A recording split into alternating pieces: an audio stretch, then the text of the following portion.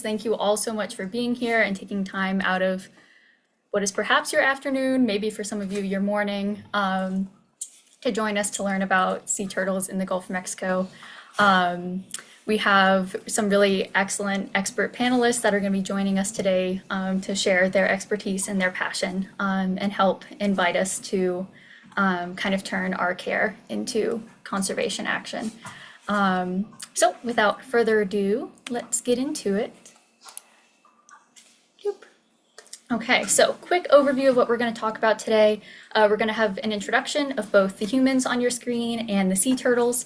And then we'll have Joni, who's going to share about the Kemp's Ridleys in the Gulf of Mexico. Kemp's Ridleys have recently become my favorite sea turtle, side note. And then we'll talk about Florida sea turtles and how they use the Gulf with Stacy. And then we'll pass it to Jewel to do kind of the mission statement or the education to action. And then we'll have time for all of your great questions and wrap up. So I invite everyone who's joining. I see a lot of people have already kind of taken initiative to do this, but introduce yourself, tell us where you're calling from, how you heard about this webinar. We're really interested in where we're reaching, and then your favorite marine animal or marine life. And we can all just enjoy the beauty of this turtle on screen. So while y'all are populating the chat, we'll go ahead and get into the humans we have here. So Joni, I pass it to you to kind of introduce yourself and give us an idea of who you are and why you're here. Excellent. Thank you so much, Tommy. Appreciate the opportunity to be with you today and grateful everyone that's joined us on the webinar. My name's Joni Steinhaus and I'm the Ocean Program Director for Turtle Island Restoration Network. I'm based in Galveston, Texas, and I've been with the organization since May of 2013. I opened up our center here, and so we work with partners across the 5 Gulf states and really across the country, because the mission of Turtle Island is to protect the ocean, but also the watershed that sustains it. And in Texas, we have major rivers that run from our northwest to our southeast, out into the bays, and then ultimately out into the Gulf. And so we were founded on sea turtles. Our original name was Sea Turtle Restoration Project.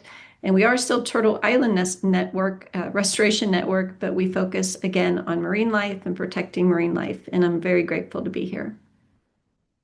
Awesome, thank you. And it's been really great getting to know you and work with you on Gulf issues for the past year or so. So super glad you're here. And then we'll pass it to Stacy. Yes, I'm Stacy Gallagher with the Sea Turtle Conservancy. I'm our development and policy coordinator. I've been with STCs for about 10 years. And really just focusing on protecting our sea turtles and their habitats at all levels of government and really trying to inspire conservation action through science-based communication. Awesome, thank you. And again, so grateful that you're here and excited to work more with you. And then last but not least, we'll pass it to Jewel from the Endangered Species Coalition.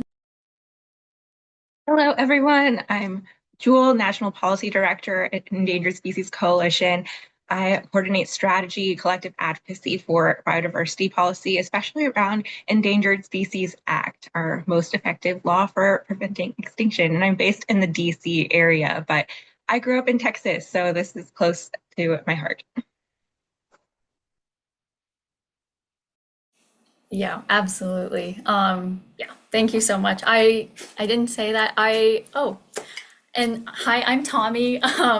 I work at the Endangered Species Coalition, and I'm also from Texas. I'm from about an hour and a half, depending on the traffic, from where Joni is. And so, yeah, really, yeah, like Jewel said, this is very near and dear to me. And then I'll give a quick introduction to the sea turtles that we have in the Gulf, but I'll really leave it to the experts to talk about them. So the big takeaways are we have 5 species of sea turtles that live in the Gulf of Mexico that are protected under our Endangered Species Act. So we have we're gonna kind of work from the corner and then go out, and we'll go clockwise. So we have our green sea turtle, our leatherback, our loggerhead, which is like the most populous sea turtle in Florida. So we'll hear a lot about those with Stacy. Then we have our hawksbill, and then we have our cute little tiny Kemp's Ridley turtle that Joni will talk a lot about.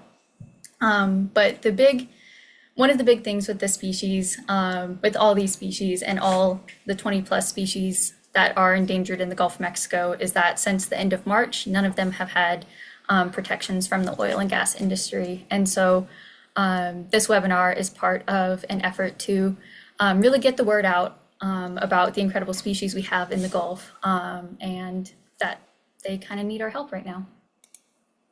And with that, I will hand it over to Joni to introduce us to the Kemp's Ridleys. Excellent. Thank you so much. So Kemp's Ridley's in the Gulf of Mexico. As I said, I'm based in Galveston, Texas, and our organization is outreach, education, advocacy, pushing for legislative action, and also we use litigation to protect the sea turtles in the Gulf. Next slide, please. And today, as you know, we are going to focus on a critically endangered species, the Kemp's Ridley. They frequent our Texas beaches. This is actually an image of a female here in Galveston. And this turtle, I don't know if everyone knows, is also our state sea turtle. And that is thanks to students at Oppie Elementary. It is a coastal studies school here in Galveston. And in the 2012-2013 school year, we worked with them and they wrote letters to our state government and asked them to name this as our state sea turtle. So very proud of the students here in Galveston. Next slide, please. The Kemp's Ridley is the smallest of the 7 species. It is critically endangered. It averages about 2 feet in length, and when you measure a sea turtle, you don't measure the head or the tail, so just the shell.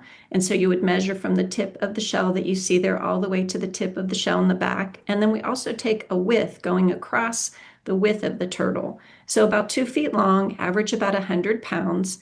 It is named after a fisherman, Richard Kemp. He was in the Florida Keys in the 1800s, and he saw this turtle, and he collected a species because he thought it was a hybrid. And so this species wasn't identified as a separate sea turtle until the 1960s. We know now that they mature about 10 to 15 years of age for sexual maturity. Their lifespan is really unknown, but the estimates range anywhere from 30 to 50 years. We are just ending our nesting season in Texas, and sea turtles, the females, they will come back to the Texas coast. They nest, and it might be a year, it might be 2 or 3, or even up to 4 years until they return again. And the reason we know that is each turtle gets a pit tag. If you have a dog or cat and you can scan a number, a little grain of rice injected in their muscle, and then they also get a flipper tag. And so we can see if we notice it, if we're lucky enough to see a turtle that returns, we'll know how frequent she is returning. And during the nesting season itself, they may return 2 or 3 times to nest. And every time they nest, the clutch size will normally decrease in size. And in Texas, we see turtles usually somewhere from the beginning of April through mid-July. The eggs in the nest cavity will incubate for about 45 to 60 days, and they average about 100 eggs per nest. The really cool thing about the Kemp's Ridley is they nest during the day.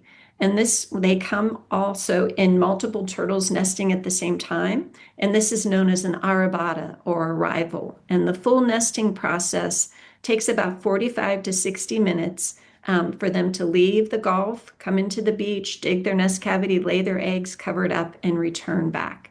And this particular turtle is sitting on a tire.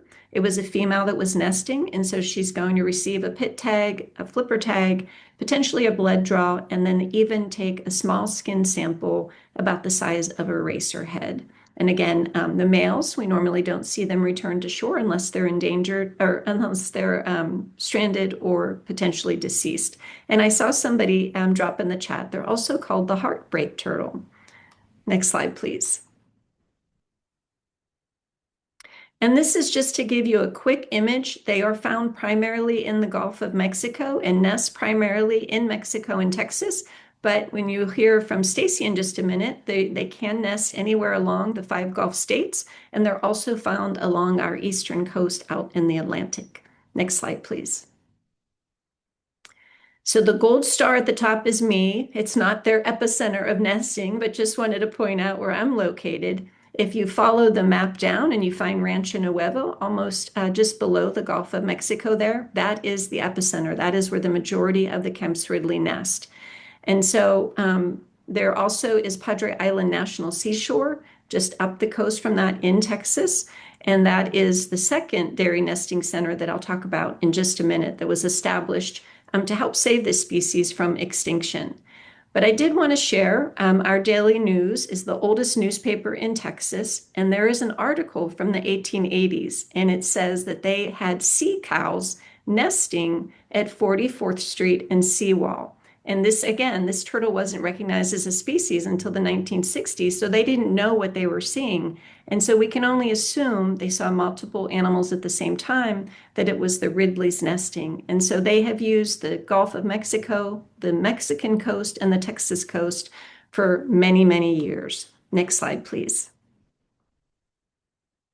This is a very grainy image, and if you Google Andre Herrera, he is a Mexican engineer, and he was also an avid outdoorsman, and he had a small plane, and he had heard about nesting in Mexico in the southeast part of the coast, that these turtles were nesting, thousands of them at a time. And so he flew over Rancho Nuevo 33 times, and on the 33rd time, he saw the turtles in the Gulf getting ready to come to shore to nest. And so he landed his plane. And there's a very grainy, short video. It's less than 2 minutes long. And he estimated at the time that he saw about 40,000 turtles nesting. And universities, the University of Alabama and other students have looked at this video, and looking at it tiny piece by tiny piece, and again, very grainy, they estimate that there might be as many as 100,000 turtles nesting at this one time. And again, Mr. Herrera was on the beach with his plane, and in his documentation, he says that he could not move his plane because it was absolutely surrounded by sea turtles. And again, remember, this is 1947. It isn't until the 1960s. So next slide, please. Unfortunately for the Kemp's Ridleys, by the time scientists saw this footage, the numbers of Kemp Ridleys had plummeted. By 1965, the largest arvada in Rancho Nuevo was estimated at about 5,000 Ridleys. So conservation efforts were begun by the Mexicans National Fisheries Institute in 1966. And between 1940 and 1985, the Kemp's Ridley population collapsed. It declined by 99%. So this was a species that was truly on the verge of extinction. And I just want to emphasize Mr. Herrera's film. It ignited this international movement to save these sea turtles, and it brought the US government, universities, biologists together to make significant impacts so that the population could be saved. Next slide, please. So there's numerous reasons for the rapid decline. Again, prior to this nesting area being known, they didn't know where the turtles were nested. It's very isolated, and I was very fortunate to be able to go and spend a week years ago with the biologists working at Rancho Nuevo. And so individuals would come with their trucks. They knew the turtles were nesting. They would collect the turtles themselves. Imagine in the ocean, they're very fast, but on the beach, they're very slow. So they would turn the turtles over. And this is why they're called the heartbreak turtle. They would struggle to the point of they wouldn't stop trying to flip themselves back over. They also collected the eggs. There was bycatch. If you look at that image on the bottom left, that is a turtle escaping through the shrimp trawl with the turtle excluder device in there. Those weren't enforced and regulated until about 1987. So they were caught in fishing gear. Of course, we had oil spills and oil activity. The Deepwater Horizon spill, NOAA estimates over 300,000 sea turtles were impacted by that spill. And then we know now we have habitat loss. We're losing our beaches in Galveston with erosion and sea level rise due to climate change. We have a lot more beach traffic. We have beach development. There's a lot of pollution, unfortunately, in our ocean, including plastics, along with the natural predators. So lots and lots of different reasons why we see turtle population decline. But as long as we are aware, and if we live in a coastal community and we make our voices heard, and we make sure that beach development doesn't impact not just nesting turtles, but bird species as well. Texas is a major migratory flyway. We can do everything we can to protect the habitat to ensure that this turtle has a beach to return to for many years to come. Next slide, please. So this turtle again was on the brink of extinction. And back in December of 1970, it was taken under the Endangered Species Conservation Act. This was prior to the Endangered Species Act of 1973. So it had protection in the 1970s, but at that time, they didn't designate critical habitat. And Fish and Wildlife to this day maintains, because the Ridley was taken under the Endangered Species Conservation Act, under the Endangered Species Act of 1973, it was never granted critical habitat. Even though we know it is found primarily in the Gulf of Mexico, we know it nests primarily in Mexico and Texas beaches, it was never given that protection under the Endangered Species Act. Next slide, please. I want to talk real briefly about the effort that was made. Again, Mexico's efforts began in 1966, and around 1978, Padre Island National Seashore was designated to be the secondary nesting area. And this was because imagine Rancho Nuevo, where they get thousands and thousands of turtles. If there was a storm, a hurricane, even a high tide, an oil spill, or some other human disaster, we could potentially wipe out all the turtles in that area and then lose all the nests for that season. And so Padre Island National Seashore, it was chosen by scientists because there had been some historical records showing a one or two turtles nesting there a year.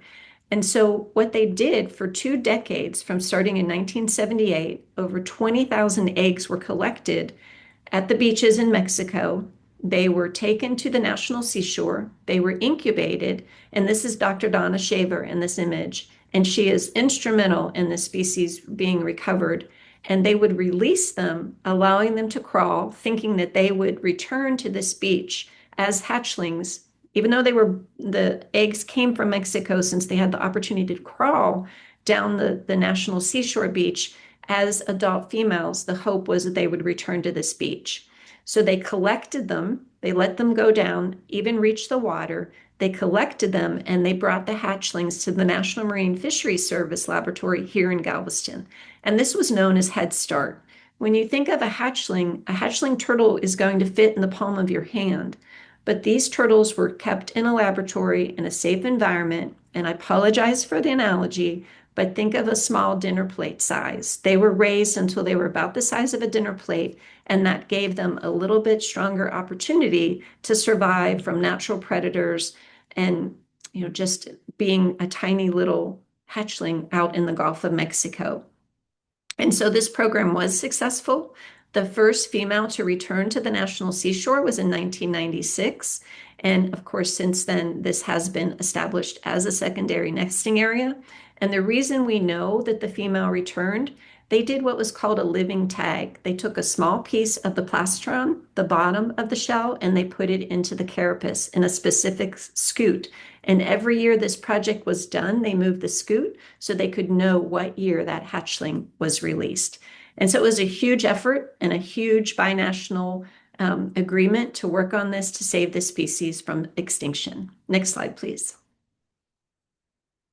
So I wanted to share this. Look at this amazing image. We have huge arabatas at Rancho Nuevo again.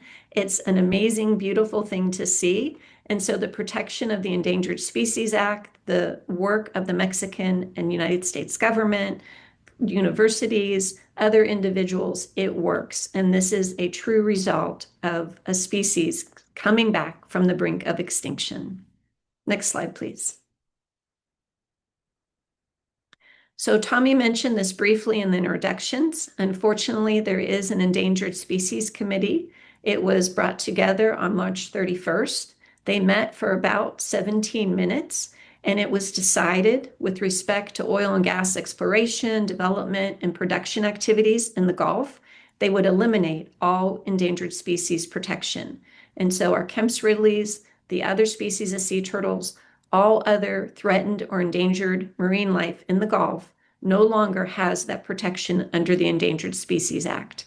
And keep in mind, this turtle was brought back from the brink of extinction in the 70s and taken under the Endangered Species Act in 1973. So that entire time from 1973 to 2026, the oil and gas industry worked and was functioning and pulling in large profits with all that protection in place. So we as an organization and multiple other organizations across the Gulf have active lawsuits, and we are also supporting legislation to reverse this action. Next slide, please. So these are some beautiful pictures I wanted to share. On the Texas coast, 2025 was a record-breaking year. We saw 449 nests, And so far this year, we've surpassed that number. We currently sit at 696 nests. And of course, thousands and thousands of hatchlings are making their way into the Gulf of Mexico.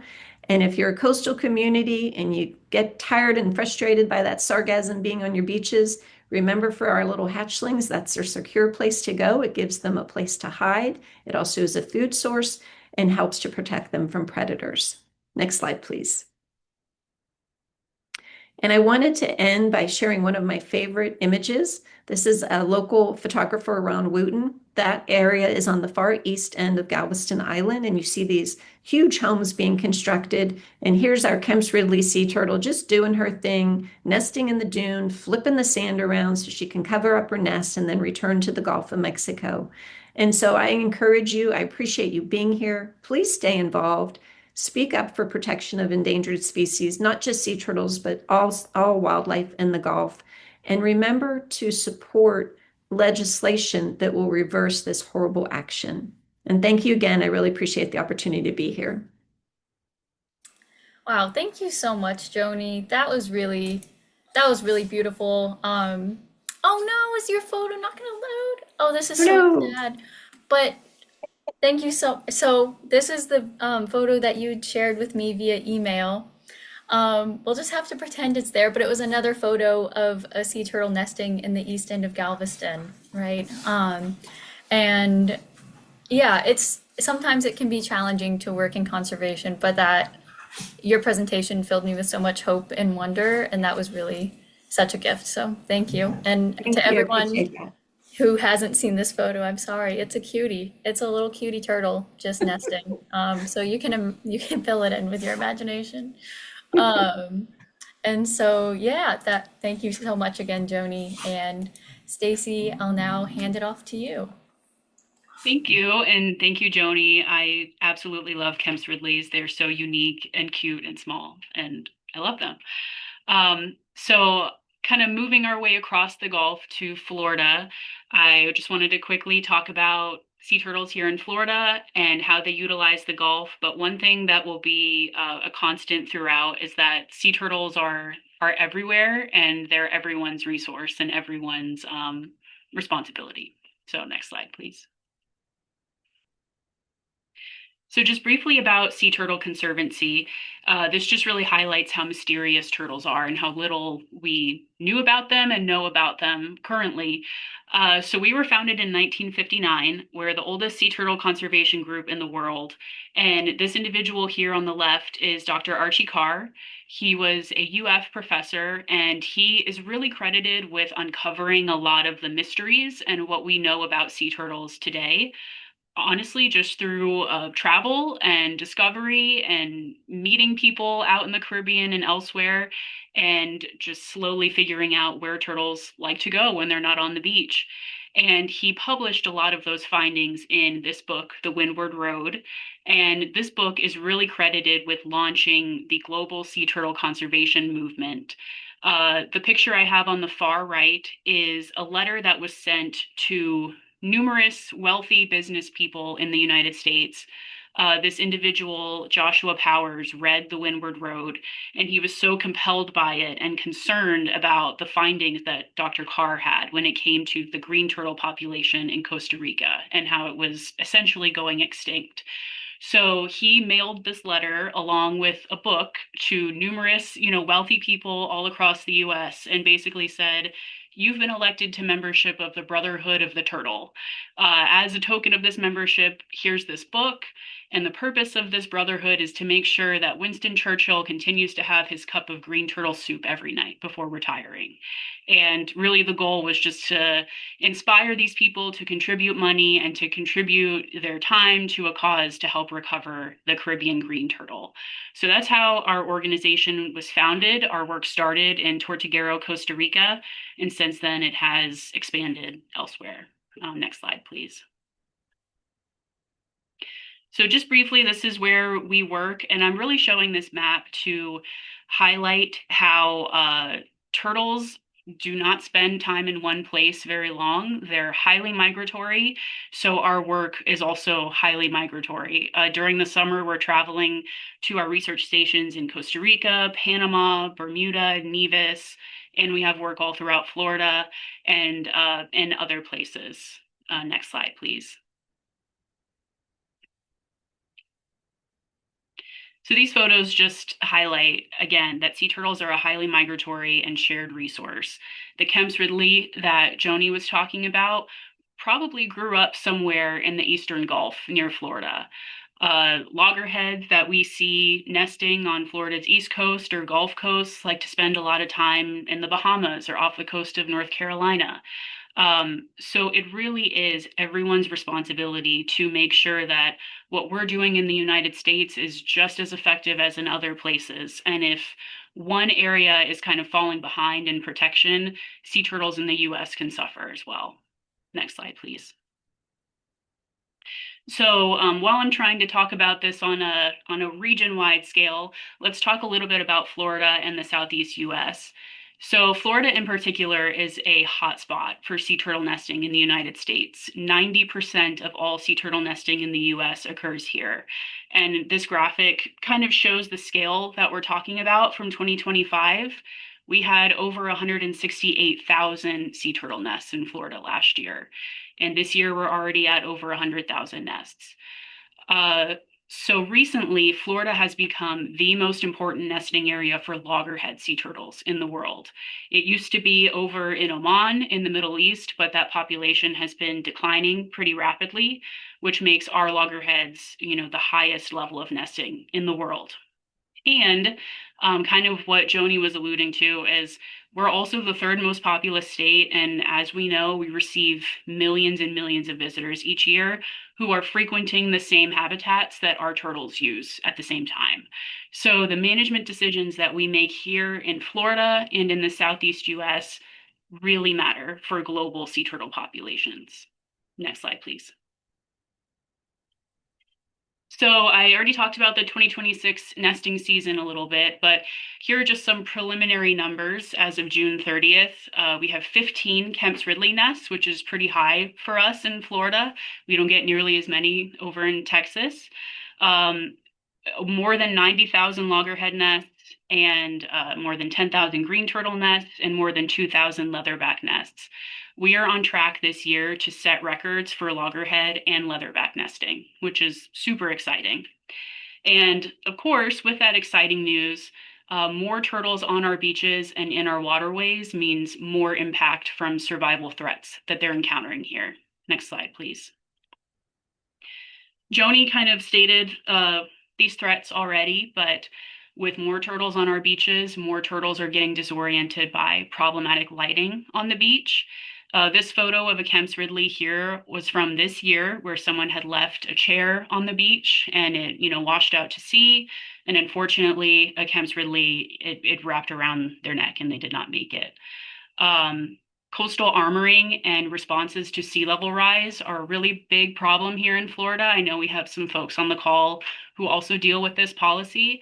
We're always trying to advocate for natural solutions to sea level rise because those engineered structures are really bad for our turtles and their habitat. Pollution, as Joni mentioned, on our project in the Eastern Gulf, we encounter a lot of juvenile green turtles that have these tumors that are called fibropapillomatosis tumors, and we believe that they're linked to poor water quality.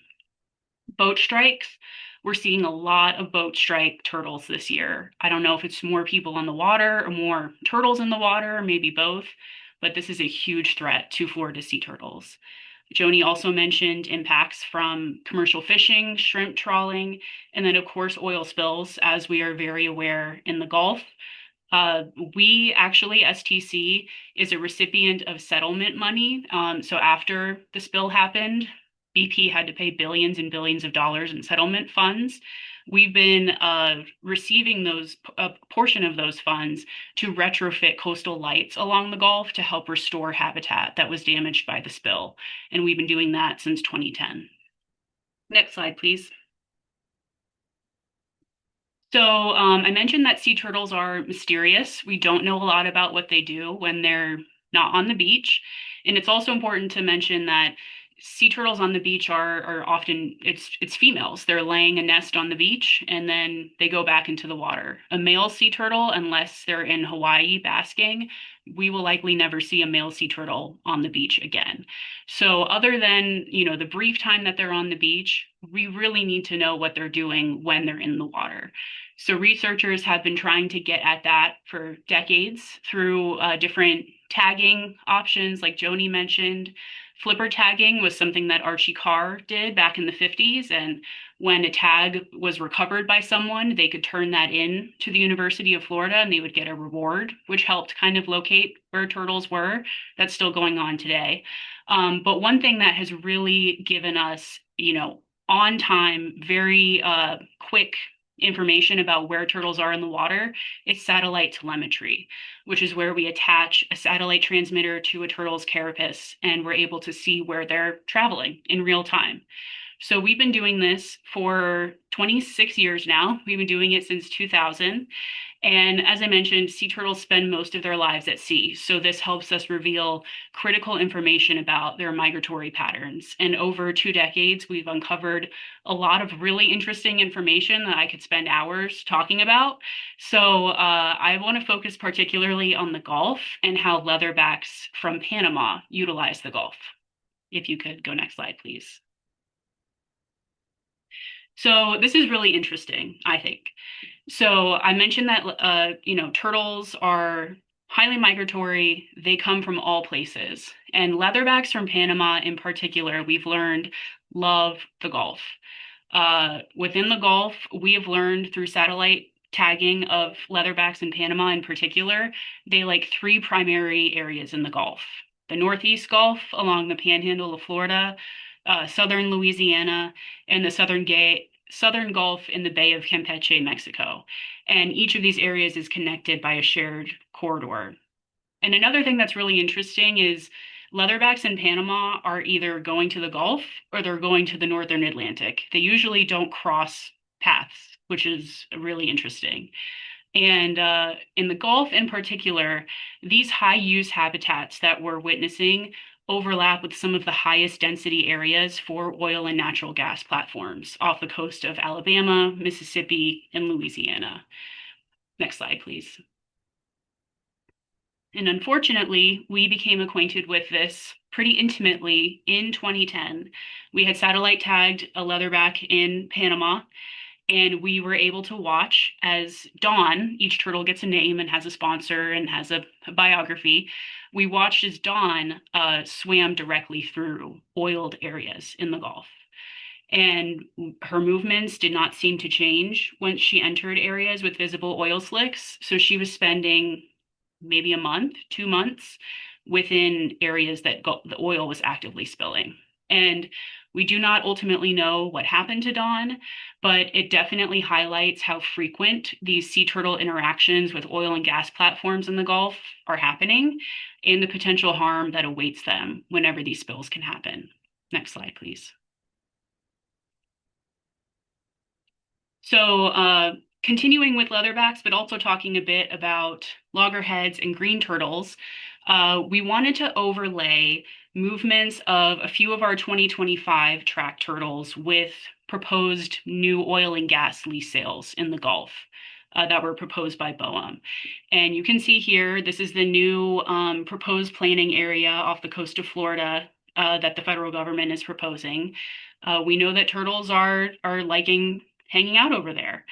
A loggerhead that we tagged on the East Coast actually traveled all the way around Florida and was hanging out in the Gulf within this area. And a juvenile green turtle that we satellite tagged in the Keys really enjoyed that area as well. So again, just highlighting how turtles are hanging out in these areas where oil and gas activities are happening. And as we talked about, they currently do not have ESA protections in the Gulf from these activities.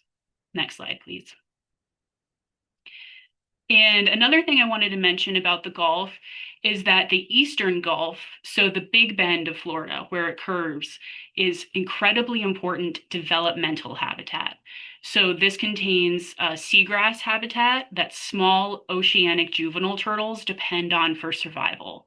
So once turtles emerge from their nest, they try to hang out in sargassum, like Joni mentioned. They are in that sargassum habitat until they're about dinner plate size, and then they move over to oceanic habitats elsewhere.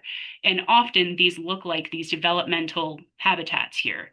So along Florida's Big Bend, it's very shallow water, very lush, clear seagrass beds. And there's juvenile green turtles, juvenile Kemp's Ridleys, juvenile loggerheads. And we've learned a lot about the species that like to hang out over there. One of those things that we've learned among our research studies is we're doing health assessments of the juvenile turtles in this area compared to other developmental habitats like in Bermuda or the Bahamas. And what we're learning is that Florida turtles appear much healthier than in Bermuda and the Bahamas. We're thinking, I mean, we don't fully know why yet, but it just highlights how important our habitats are in Florida and what is at risk if more oil and gas activities are happening in these areas. And I really wanted to highlight that also because last year, the IUCN declared the green turtle a species of least concern. It was kind of this big headline. Everyone was super excited. And a lot of that data what contributed to that decision was because of how high the green turtle nesting levels are in the US and in Florida. So as I mentioned, we have to look at everything on a regional basis. And in Costa Rica, that first, place I mentioned that we started our work, the green turtle nesting population is crashing. At the most, there were probably like 150,000 nests per year. Last year, we saw about 32,000 nests. So it's really important how critical our habitats here in the US are for regional and global populations of turtles. And when our protections, such as Endangered Species Act protections, are weakened, it can have a very detrimental impact very quickly. So next slide. That's all I got. Thank you all. Wow, thank you so much. And beautiful photo. I'm so glad this one showed up. Stacy, can you tell us a little bit about this photo? Yeah, so this was taken in June while I was on our boat in the Big Bend. This is actually a juvenile loggerhead. It looks big, but it's not as big as they can get. This was a loggerhead that we had captured and done, done a full workup on, taken blood, flipper tagged, and yeah, this was on the Gulf. Wow, that's beautiful. Thank you so much for sharing your expertise and your care. That was really beautiful. And it really, whenever you're talking about the turtle named Dawn who you tagged and watching Dawn swim through Deepwater Horizon and then thinking about when Joni said most of the turtles go to Texas, that was really a rough timeline to hear both Aprils. But yeah, that was really beautiful. Thank you. Thank you. All right, and then Jewel is going to kind of close out the presentation part today with how to turn your care into action, and then yeah, and then we'll move into a Q&A. All right, thanks, Jewel. Great. Thanks, Tommy, and thanks to Joni and Stacy. So we've learned so much about sea turtles in the Gulf, and while we've seen progress for sea turtles, this point is still really clear. Sea turtles need Endangered Species Act protections and a safe Gulf. So as noted, all 5 of the sea turtle species in the Gulf are listed under the United States Endangered Species Act, and this law has a powerful track record. 99% of species listed under the Endangered Species Act are still with us today. That's extinction prevented, and many species on the road to recovery. And the ESA is so powerful because it provides those direct protections for species, but it also calls for habitat protections and requires recovery planning. The ESA also encourages proactive conservation efforts. But the reality is, many in the chat have already noted, we're in a moment where these crucial protections are being abused and stripped away, which means sea turtles need us speaking up loudly for them. So next slide, please. Oh, I just want to briefly recap what's happened over the past year and put it in context. From the US government, there have been extreme rollbacks to the Endangered Species Act and plans to expand Gulf offshore oil and gas operations. So among these rollbacks, habitat destruction will no longer count as harm. There will be smaller areas eligible for designation as critical habitat. Under the ESA, there will be lower standards for allowing industry projects to move forward. And as both Joni and Stacy have noted, there is now a sweeping exemption from the ESA entirely for offshore oil and gas activities in the Gulf. And I want to make the connection here because this exemption and these other changes to the ESA, these are first steps towards opening up offshore drilling off the coast of Florida. And we have already seen a proposed plan to expand offshore drilling off the coast of Florida. So all of this is incredibly concerning because we know that offshore oil and gas activities impact sea turtles and other species. And it's actually not just about the drilling, it's the vessels that strike and kill marine animals. It's sound from the vessel traffic, the seismic air guns, the drilling machinery, the pollution discharges, the marine debris associated with oil and gas activities, and then the oil spills. So all phases of oil and gas development, from leasing to production to decommissioning even, these put stress on wildlife and have impacts throughout the Gulf. And for decades, oil and gas activities have been happening with the ESA in place. And the ESA has been a check on them and a layer of accountability to mitigate and offset the most harmful impacts. But now even that is gone in the Gulf. So what exactly happened? Next slide, please. On March 31st, 2026, a committee of political appointees, the news has called this the God Squad. It's formally called the Endangered Species Committee, but it is political appointees. They exempted Gulf oil and gas activities from the Endangered Species Act, and by abusing a provision of the law that was intended for extraordinary situations. This industry carve-out eliminated ESA protections for all imperiled wildlife in the Gulf indefinitely. There's no end date to this exception.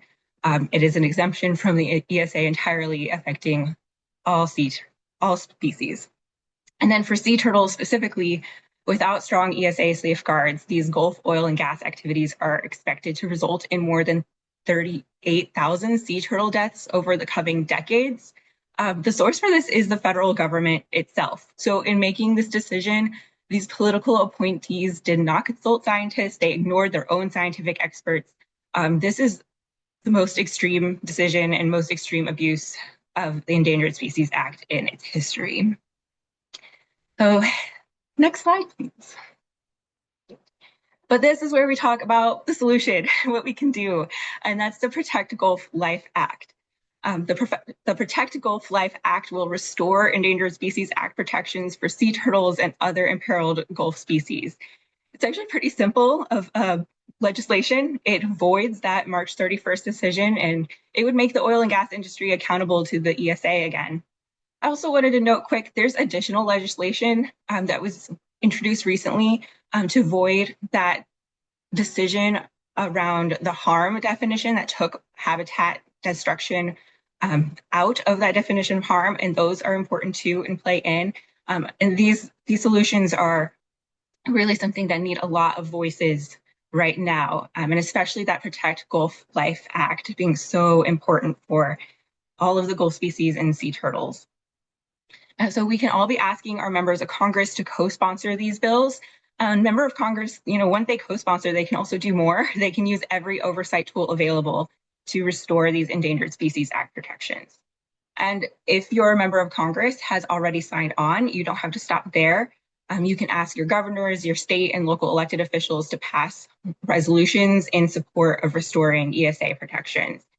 We want to note that this is especially important in Gulf states to have these supports from other elected officials so that they can use their influence, talk to members of Congress, and all elected officials, there's all layers of relationships, and we can reach members of Congress by demonstrating public support and also having other elected officials standing with us.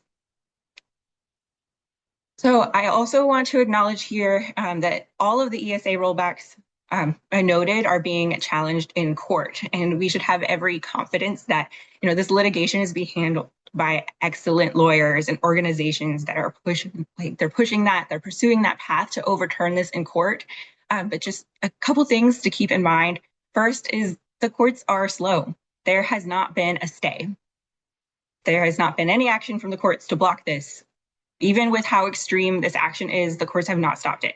And given how harmful this could be, we don't necessarily want to wait for the courts. Second, public support and congressional support are helpful regardless of what happens in court. We have seen situations where there's a win for species in court. The protections are maintained or supported in court. But then Congress steps in and meddles and they override that outcome and they block it and the species is still without protection. That's something that's happened for other species. So having members of Congress educated about how important the ESA is, understanding it, championing it, having members of Congress on our side, especially for restoring these ESA protections, is only helpful. It's crucial. Whether Congress acts first or the courts act first, having members of Congress invested in supporting ESA protections is absolutely crucial. So next slide, please.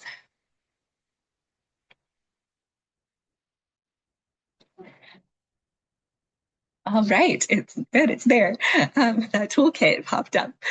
So now that you've learned about this issue, you're ready to take action. We do have a toolkit for you. We're gonna put it in the chat and also email it to everyone who registered.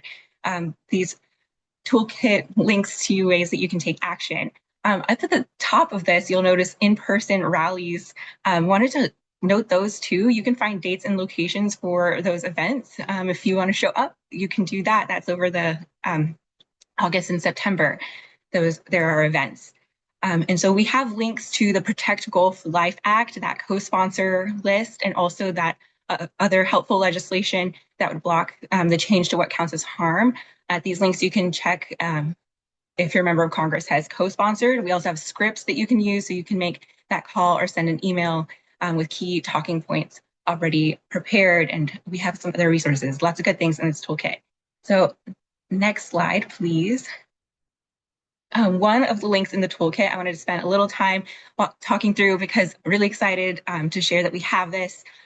You can look up your elected officials at all levels of government. So as a refresher, in the United States, you have 2 senators and 1 representative in Congress. You have a governor as well as state, county, and city elected officials. And so just by entering your address, your information, you can find all of your elected officials. And then when you click on a specific elected official, you can find their contact information, like their phone number, their websites, and office locations. So a tool we're excited about is in that toolkit, but I wanted to make sure to highlight it. And that's it from me. So I'll pass it back to Tommy. Yeah, thank you so much, Jewel. That was really wonderful. And this photo was taken at the March 31st rally, which, as Joni mentioned, that was in front of the Department of the Interior, where the Endangered Species Committee met for 17 minutes, and during that meeting decided to remove Endangered Species Act protections from the endangered species in the Gulf with regards to the oil and gas industry. And this was just a really beautiful sign that was made. So wanted to include that as a thank you for your presentation and your work. And next we're going to move into the Q&A. There have been a lot of really great questions that have been thrown in the chat and then also in the Q&A box. So we'll start with the Q&A box, and then I'll go back through and kind of dig through the chat. But this question's open to anyone. Have y'all heard of the Kemp's juvenile who's been kept in England for 2 years, being prepared for a trip and release to Padre Island on August 18th? I don't know if there's another one, but previously there was a turtle, a Kemp's Ridley sea turtle that was found in the UK, and last summer it was brought back to the United States. There was a lot of government paperwork that needed to happen, and it was released here in Galveston, Texas. But I am not aware of another turtle, so I'm not sure if they're referring to the turtle previously or if this is another turtle that's unfortunately lost its way, migrating through the ocean. Interesting. Yeah, I guess we'll see. Teresa, if you have any more context for that, we're all ears. Thank you, Joni. And then, Joni, I know this is something that you work on with, with regards to Galveston and its growing industry. But what impact does the cruise ship industry have on sea life? Oh, that's a good one. So there is a sanctuary. I don't know if everybody on the call knows, in the Gulf of Mexico, there is the Flower Garden Banks National Marine Sanctuary. And there are multiple species of turtles and rays and whales and shark and fish and coral out there.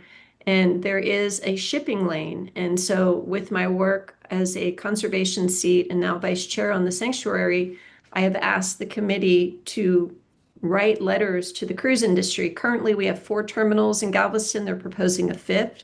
So every cruise industry that exists comes here to Galveston and takes millions, up to 2 million people a year out through the Gulf.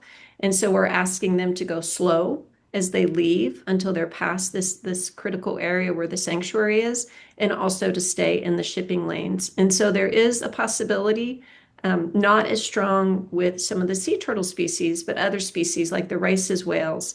When they rest at night, they nest very close to the shore, that they could potentially get hit by a vessel. And then, of course, I just saw it pop in the chat. We're very concerned about bags, the plastic consumption on them, making sure they dump their wastewater properly, making sure the ballast water exchange where it happens so they don't introduce the species. So yes, the cruise industry can potentially have a huge impact on the health of any marine environment, anywhere where they dock and they go out on these trips.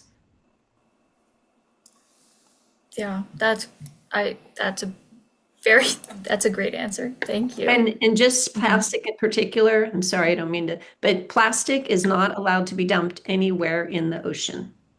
And when I first started with Turtle Island many years ago, they would release balloons as they were leaving, and I reached out to the Coast Guard, and they forced them to stop that activity. To celebrate going out to sea, let's release balloons in the air.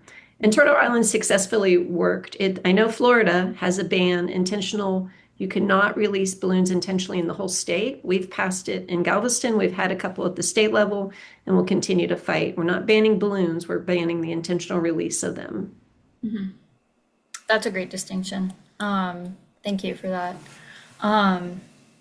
So next, there's a question from Carol Miller, and it's kind of an interesting, philosophical question. So Jewel, is it more harmful than helpful to send a message to a congressman that you know would actively oppose pro-species/environmental bills? I'm glad for this question, and I'll name that there's a lot of very supportive of the oil industry members of Congress, especially in the Gulf region. So acknowledging that is part of why I wanted to give you options.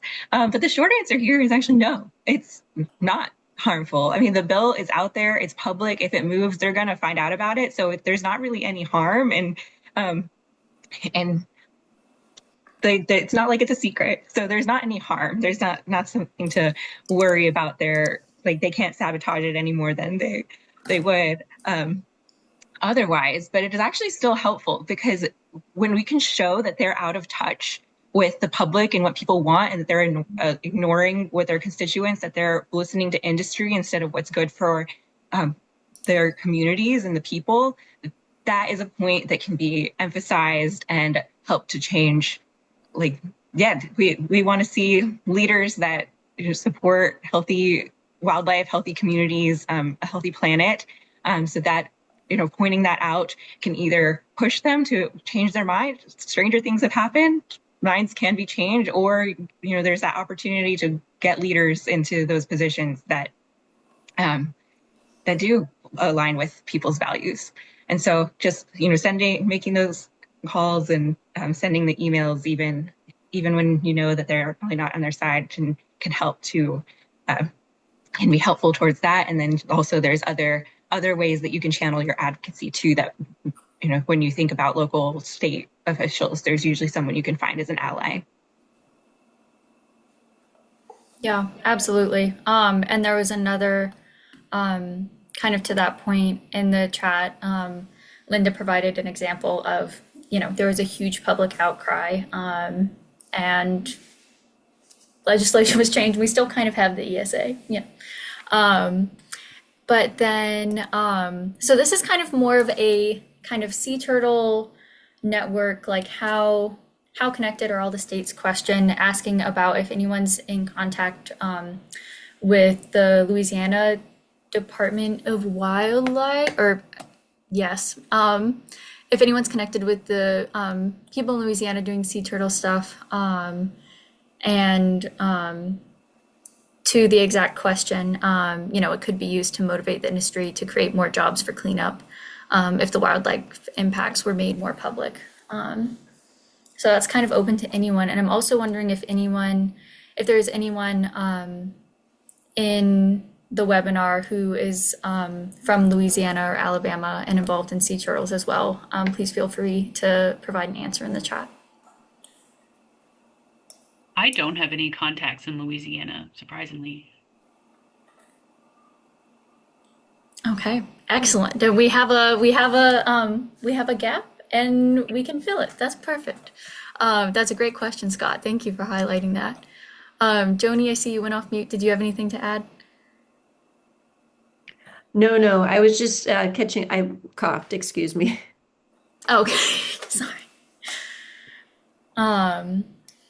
Yeah, there are a few people that we're in contact with about Rice's whale stuff, so I think that'll be great to kind of broaden that to sea turtles as well. So Tommy, I'm sorry, I was confused. What was the question about Louisiana? I was trying to find it in the chat. Oh, you're so good. So Scott was asking if we're in touch with the Louisiana Department of Fish and Wildlife, I'm so sorry, that acronym is escaping me. Wildlife and Fisheries, to see if sea turtles are being oiled, with kind of the goal of, if we're all in contact with each other and kind of knowing what's happening, knowing where sea turtles are potentially being harmed or injured, if we could elevate that and apply more pressure to then create more jobs to respond to spills. Absolutely. And I see Scott said we work closely, so he said he'll email me. So I appreciate that. And we have worked to protect turtles across the Gulf, also in Louisiana. So thanks for bringing it up, Scott, and I look forward to connecting. Yeah, thank you, Scott. Okay, and then maybe one more question. If anyone else has a question, please throw it in the Q&A. But what is the current status of the Protect Gulf Life Act and Restoration of Harm bills? Or Restoration of Harms bill, yeah. Yeah, I'm glad for the question and opportunity to go a little more into detail here. So with the Protect Gulf Life Act, it has been introduced in the House of Representatives and has several co-sponsors on there. So there's a big push to get more co-sponsors on there. I'll note that it's not bipartisan yet. A lot of hope that it could be, as it's been noted before, that we know that there's bipartisan support for the ESA, but often needs, that public outcry, public push. And so think that that's really possible with that bill in the House, as with folks speaking up there. And I'll note there's not one in the Senate, but we've heard that there's a lot of interest in the Senate, and there's conversations about potentially a bipartisan bill, which would put it in the strongest position. So if there folks speaking up in states where there's a Republican senator that might be a bit more receptive to the ESA, there are some out there. So we're organizing there. That's part of this push for this rally. So if you're in those states or you have friends in those states, please get out to those rallies, because we think that's part of what will help, that'll be a key part of what will help move the Protect Gulf Life Act. And I'll note too, I'll say that real quick. The other bills, the Restoration of Harm bills, one of them is called the Safeguarding Endangered Species Act. That's the one in the House. There is one in the Senate that they didn't give it a name, so it's just a bill to stop the harm. And we linked to both of those in the toolkit, and those are both at a similar place where they've been introduced, and now it's a push to get more members of Congress to support those. I'll note with like how congressional processes work, we're coming at the end of this term of Congress. So they're, they're kind of running out of time. There is an election on the horizon. So this fall is a critical time to speak up and make this a priority. And we could, see a lot of hope with a lot of outcry that it's not impossible for them to move this fall, but also, we'll see a whole new Congress start in January, and possibly we can signal that this is a priority for the new Congress to move as quickly as possible. Yeah, absolutely. That's a great answer. And then Stacy, I don't know if you have any final remarks that you'd like to share, but giving you space to chat.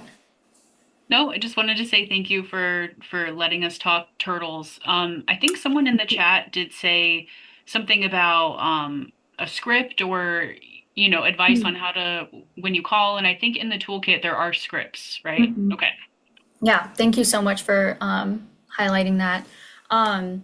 Yeah, thank you all so much for being here. I do just want to say, like Jewel said, there are live in-person actions you can go to starting August 12th and ending September 12th throughout the Gulf Coast.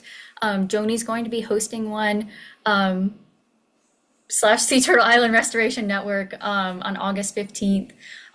So, go hang out with Joni, bring a sign, tell people why you care about our wildlife in the Gulf. And then again, using that link to the toolkit, which I'll drop in the chat again, that'll take you to a website that has all of the information for the rallies happening throughout the Gulf. I think we have 8 planned over that 1-month period. And if you aren't near any of those locations and you want to have your own, we can absolutely do that. And there is even a toolkit for that if you want to have your own rally. And we're happy to talk anytime about it. Again, thank you all so much for being here. Thank you, panelists. You've been incredible. Thank you to everyone who has been, here for the last hour. And thank you for the excellent content that's been happening in the chat. And yeah, with that, thank you all so much.